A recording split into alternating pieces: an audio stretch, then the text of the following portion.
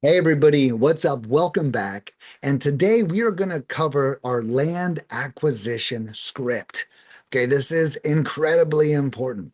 All right, every investor has a plan until they get punched in the face. And getting a lead sometimes can feel like getting punched in the face.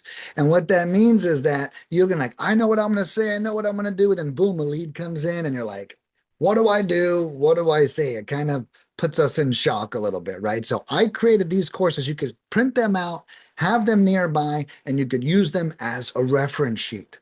Now, a big tip on these scripts is I have a list of rebuttals at the bottom of these scripts. Okay. So if you get stumped in any way, I've got some pre programmed and amazingly proven rebuttals for you to use to overcome their objections. Now, I've got a video specifically for that coming up. So watch that video. But I just want to let you know that when you download this script, there's going to be rebuttals at the bottom. All right, I'm going to do a screen share here and we're going to get this bad boy fired up. All right. So, is that handsome devil right there? All right, here we go. Our land script.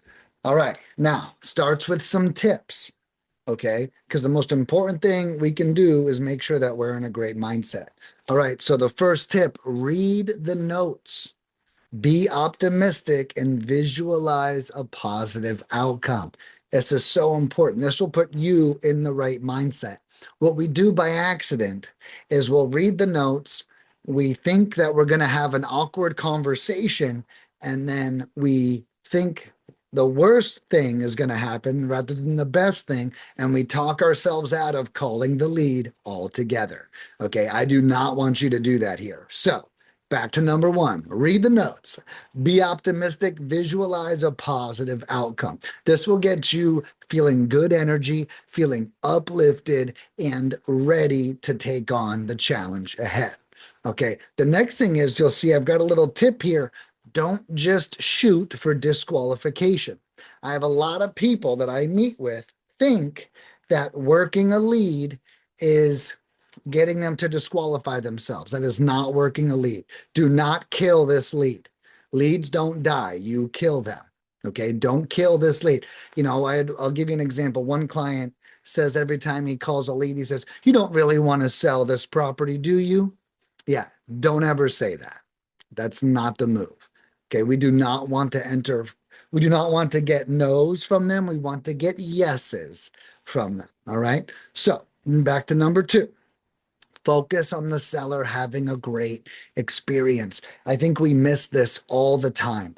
The seller has to have a great experience. Now, as a wholesaler or an investor, you make your money by providing a service to the seller.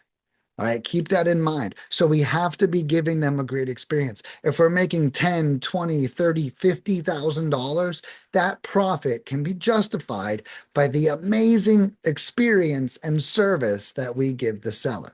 So remember, guys, keep them in mind. The seller is your customer.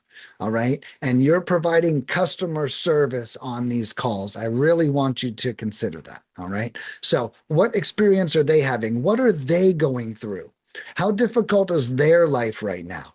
Are we being present with them or are we just trying to close them? Okay, we need to be present and build rapport. We can't just go for closing all the time. Closing and negotiations, those are withdrawals. And what we need to do is make deposits. All right. Next up, be friendly. Have a great conversation and show them you are there to support them. Okay. This is really important. Your number one goal on this call is to have a great conversation, not to talk about money, not to talk about your offer, not to do anything that's going to hurt the energy. We only want to build on the energy on this call. So that's having a great conversation. Right. Next, we want to proofread our script. Okay. We want to read our script before we go in so we're not getting stumped.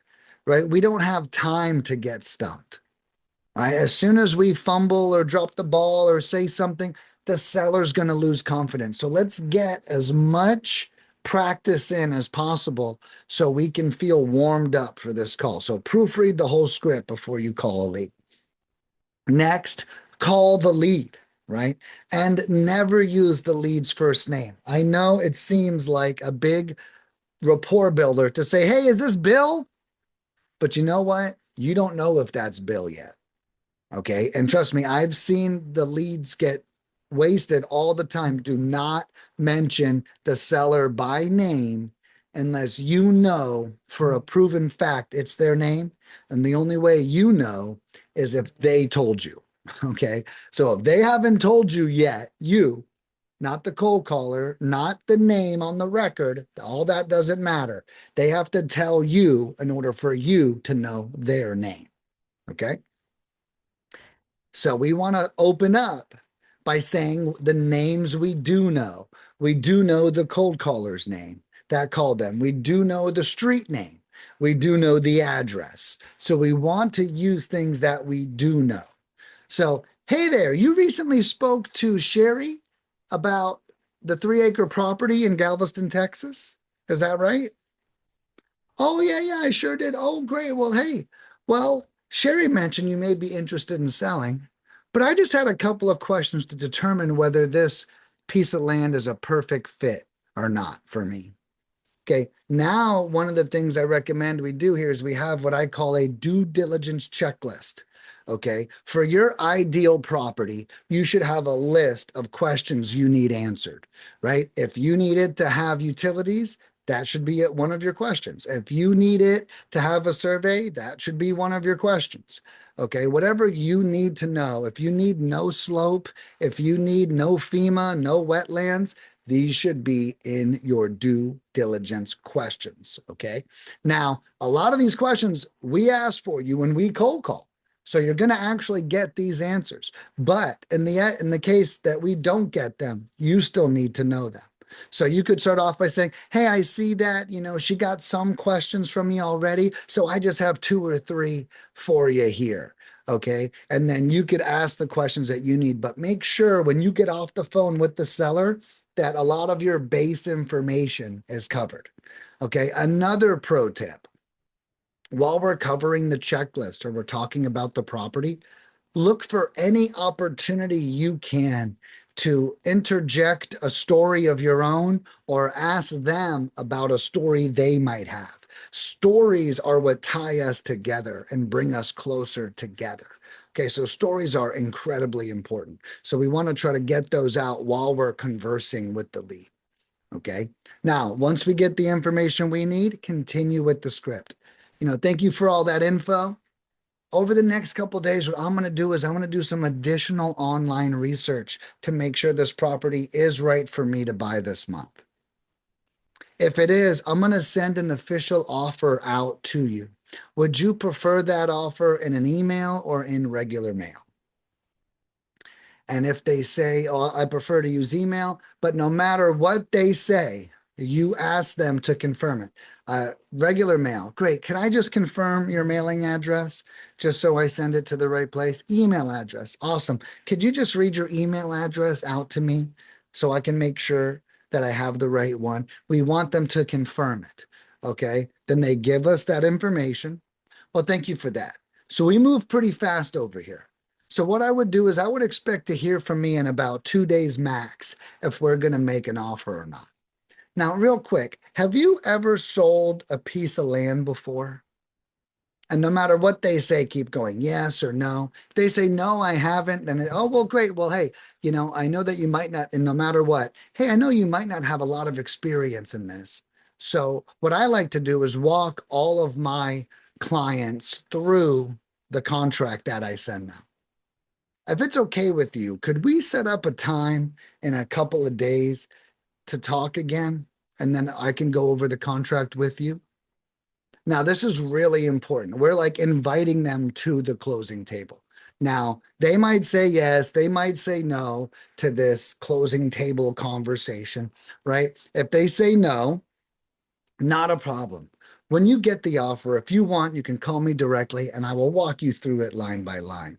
If they say yes, you got it. If I could just have your email and I'll send you a calendar invite now in 2 days at that exact time. Okay. So we're having this exploratory, we're basically trying to book our next call with them. And we're trying to get them to pre-confirm the call. And this is also a great tactic to have you be present when the contract is delivered. And that will help greatly as well. All right. Next up, I have some rapport tips. All right. If the lead is angry, give them some space. Ask permission to follow up. Be polite and tell them why you're different as an investor. If the lead is engaging, stay on the phone with them as long as possible to build as much rapport as possible. Okay, don't force the conversation, but if it's going well, you should not be trying to get off the phone either, right? Feel the energy, enjoy it, pretend like you're at a dinner with an old friend. If you're laughing, that's a great sign. Okay, we got to build the relationship on this call. The next tip, you want to have 3 great phone calls before you drop a low price on the seller. The more rapport you have, the less of a blow the low offer will be on them. Okay. If they feel invested in you and they like you, it will absorb that disappointment of the low offer and they'll be more acceptable of it. Okay. Lastly, the due diligence checklist. I brought this up in the script. It's very important for us to have a checklist of all the features we want the property to have. And these may not be deal breakers, but we still need to know these answers so we can make an accurate offer. So make sure you create your personal due diligence checklist. Down here, I have the rebuttals, which I'm going to cover in one of the next videos. So I'm going to do that. I'm not going to do that now, but I've got it right here at the bottom of the script because I want it close to you so you can have access to it when you need it. All right. Ideally, this is pulled up on every lead you're about to work. Okay, that's the goal of me providing this to you. Now, this document is going to be available for download. Okay, on this course, somewhere in here, it's going to say files or downloads or something. All right, so on this video right here, make sure you click and you download it. All right, I'm going to have the house script and the land script available to you to use. All right, guys, I'm giving you a bunch of tools here, and it's because I am trying to do my best to guarantee your success. Okay, lead gen works 2 ways, right? One is me doing my part by providing leads to you. The next part is you doing your part by working the leads accurately, professionally, and in a timely manner. And that's why I'm providing this additional training to help increase your chances of success. All right, let's get to the next one.